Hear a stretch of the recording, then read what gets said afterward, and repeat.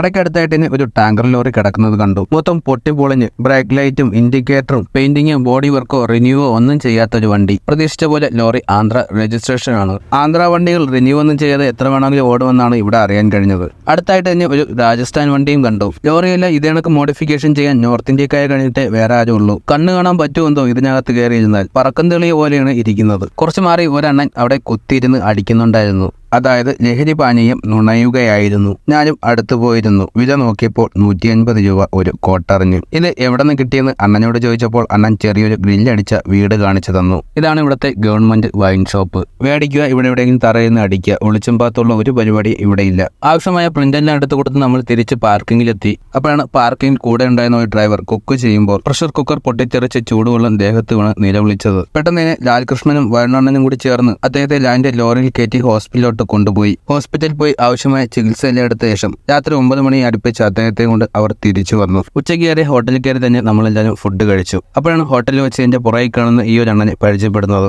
അദ്ദേഹം കൽക്കരി എടുക്കാൻ പോണ ലോറിയിലെ ഡ്രൈവറാണ്. നമ്മൾ പരിചയപ്പെടുകയും നാളെ അണ്ണൻ കൽക്കരി എടുക്കാനായിട്ട് പോർട്ടിനകത്തോട്ട് പോകുമ്പോൾ എന്നെ കൂടി കൊണ്ടുപോകാമെന്ന് വാക്കും തരികയും ചെയ്തു. അകത്ത് കയറാൻ പാസ് എടുക്കാനായിട്ട് ആധാർ കാർഡ് കൂടി കൊണ്ടുവേണമെന്ന് പറഞ്ഞാണ് നമ്മൾ പിരിഞ്ഞത്. അപ്പോൾ അടുത്ത ദിവസം നിങ്ങൾ എന്നെ കാണുന്നത് കൽക്കരി ലോറിയിലായിരിക്കും. കിടിലൊരു കൽക്കരി ലോറിയിലെ യാത്രയായിട്ട് നാളെ കാണാം.